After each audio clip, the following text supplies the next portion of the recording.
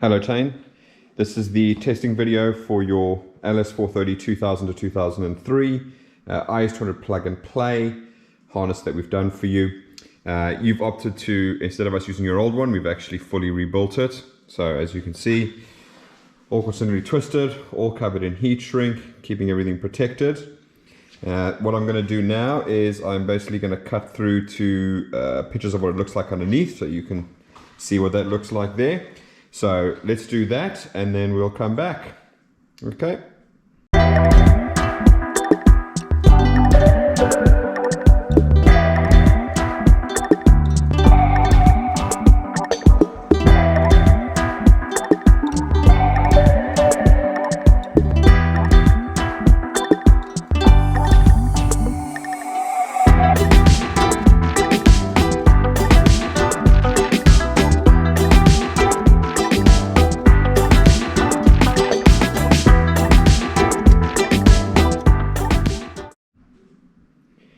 Okay, so we're back now. So now you know what it looks like underneath there. So, starting from here, obviously you've got all your plugs there that are going to go into there. You've got your body plugs that are going to go there and there. You don't require the third one because you're obviously using a BMW gearbox. So all you've basically got is reverse. So it's just those two over there. Then you've got the patch section that plugs into your IS200 plugs, which goes over to here. This is your tacho converter, so because obviously the ECU gives out a 4-cylinder signal rather than a 6-cylinder signal, we're using this just to convert it over so it's accurate on your dash. I have started up and adjusted it for you, so it should all be accurate by the time you get it. But basically there it is, it comes out along here, so it comes to here and you'll see we've got a ground for the coils on the left bank over there. So this is designed to be P-clamped down onto here. Then you've got your section that runs down the front over there, which I'll walk around the engine and show you now. But you've got that and your TPS sensor over there. Then it runs along here, and again, just using P-clamps on the brackets over here at the top. You've got all your injectors and coils down here. Coming around the back, obviously you've got your reverse, which comes out the branch over here. So again, you can P-clamp it over there. All right. And then over there, there's a little bolt there as well for you. Okay, then you've got your sub harness that goes underneath here and into there. So what I'm going to do now is I'm just going to cut to a couple of photographs of what it looks like underneath there, just so you can see what it is. So let me do that and we'll be back in a second.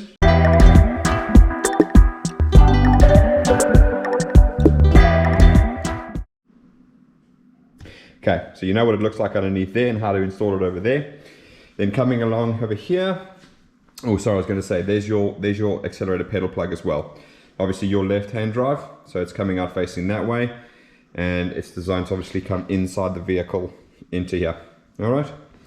Now, you did opt to have the two different pedals. So here's your original one that we've got, and then we've got the IS220, 250, 350 pedal over here as well.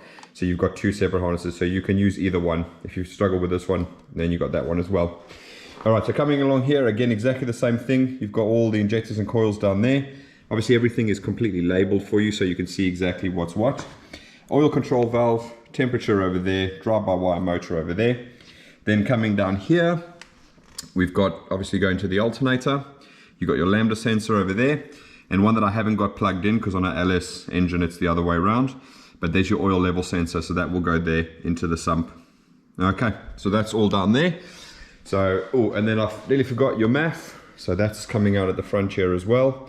So again, these are designed to obviously bolt P-clamp onto these existing bolts that you have here.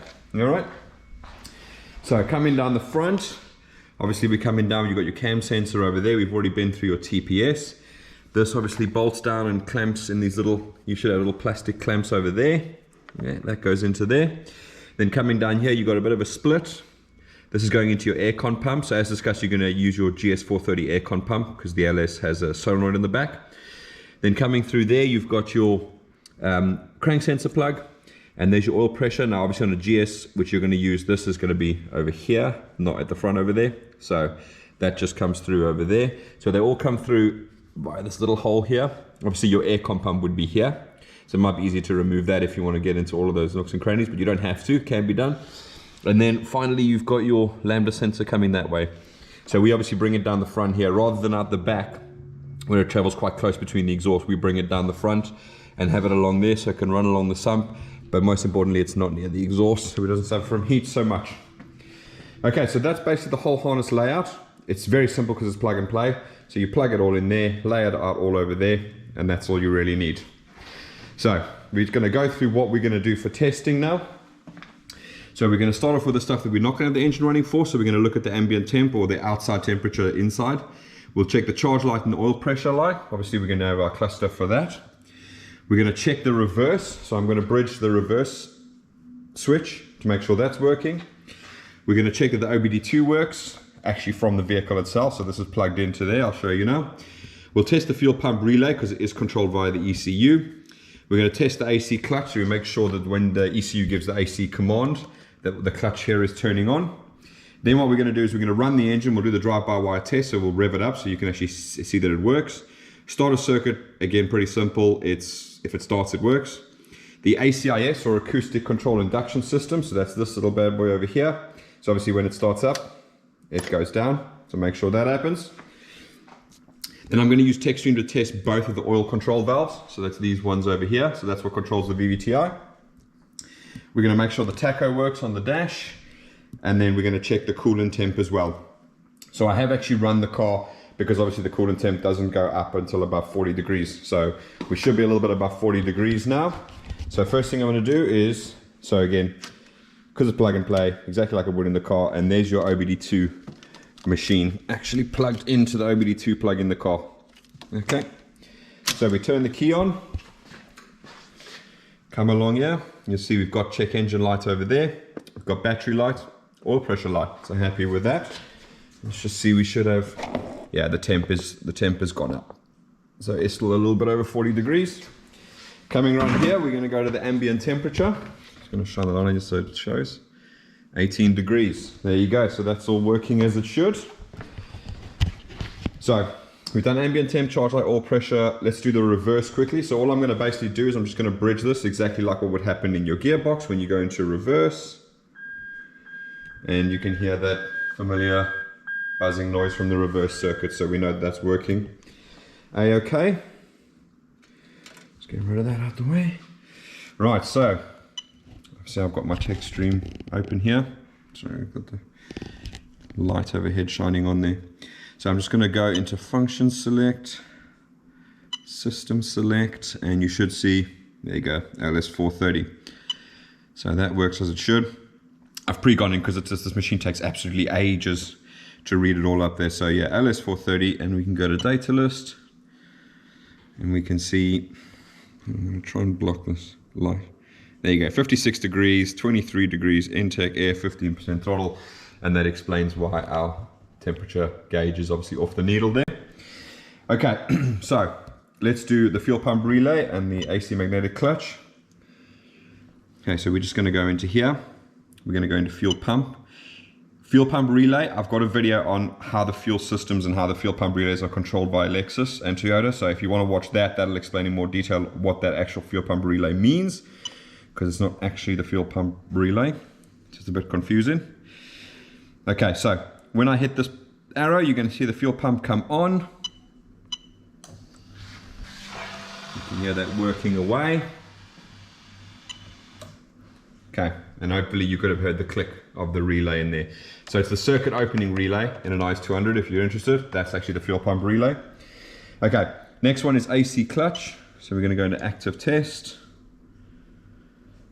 We're going to find AC magnetic clutch relay. Go into that. And again, same thing. I'm going to press this arrow and you're going to hear the relay click. Okay. Just bring the camera up close so you can hear it. Okay. So, provided everything else in your system is correct, it kind of worked just fine. Right, so that's everything that we're going to test with the engine not running now. So in terms of the engine running, we're going to run through all those tests now. For the injectors and coils, what I'm going to basically do is the injectors aren't plugged in properly all the way. So I'm literally going to walk around the engine, pull one at a time so you can actually hear it misfiring as I pull each one out. So we know that all of those are working correctly. Okay. With the 3UZ, the reason we can't pull the coils is because if you pull the coil, it throws a misfire fault, which then stops the injector firing until you recycle it if anybody's interested or wants to know that. So yeah, so we'll pull all the injectors out one by one. You'll hear each cylinder misfire, and as I pull them out, just put them back in again and go from one to one. So first thing I'm going to do is get my earmuffs on. So just bear with me. Right, okay. It's going to be loud, so hopefully you're going to hear what I'm going to do. I'm going to try and talk and point as much as I can when we go through the different tests. All right, so let's start her up and we'll do the drive-by-wire test. So 1, 2, 3. Okay, she's running.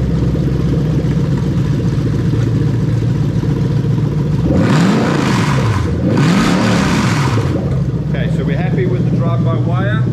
We're happy with the starter circuit because it started. Let's go to ACIS, and you can see the valve has moved from there to there. Fantastic. All right, oil control valves. So now we're going to come into active test. VVT-i control bank 1. Now it's going to make a really rough sound as soon as it does this.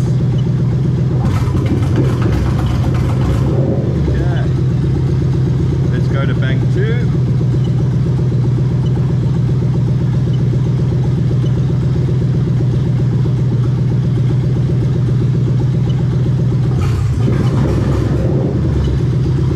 Okay, so that's the oil control valve test. Let's move on to injectors and coils quickly. We'll start on this side. We've got injector 2, injector 4, injector 6, injector 8.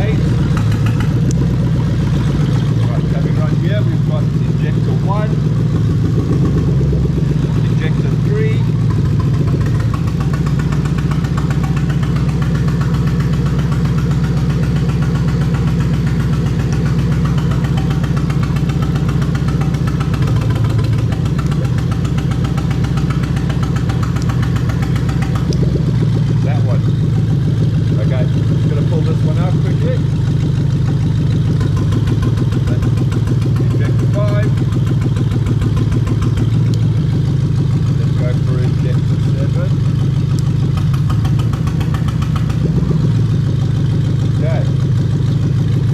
we've done all the injectors now, so let's look at the tacho.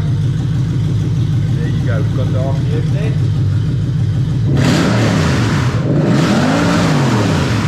Okay, so that's working, and then obviously coolant temp, that's now steadily climbing as we go up there. Okay, so let's just kill that off quickly. Get rid of the earmuffs now. Okay, so happy with that. Everything is connected. Obviously you saw no check engine light over there. I'm just going to put the ignition back on. Okay, and so let's go into DTC just to confirm that we have 0 codes. So everything is worked, including the remap. Obviously we've got no automatic gearbox on here. None of the codes are there. Everything is working as it should, so that's absolutely fine.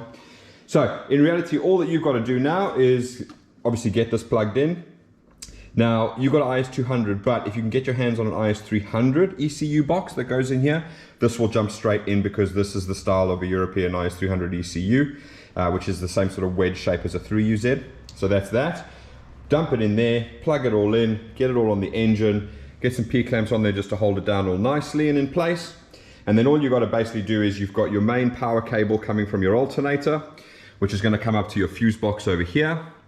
You've got your main starter cable. Now obviously yours is left-hand drive, but you know that. So you've got your main starter cable, which goes underneath there, okay? Then you're going to have an earth on the block. So normally what I do is under the battery here, so there's your negative terminal. It runs down under the battery, bolts to the chassis to give the actual chassis of the car a ground.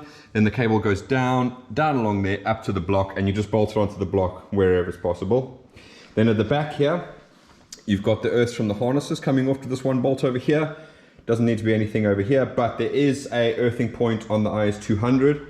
So if you take a look over here, and if you can see there, but basically yes, your 1G would have had an earth strap from there to there. So if you want, you can whack that on and just whack it onto the cylinder head, either here or there's actually a second hole underneath here if you want, so whatever is more convenient for you.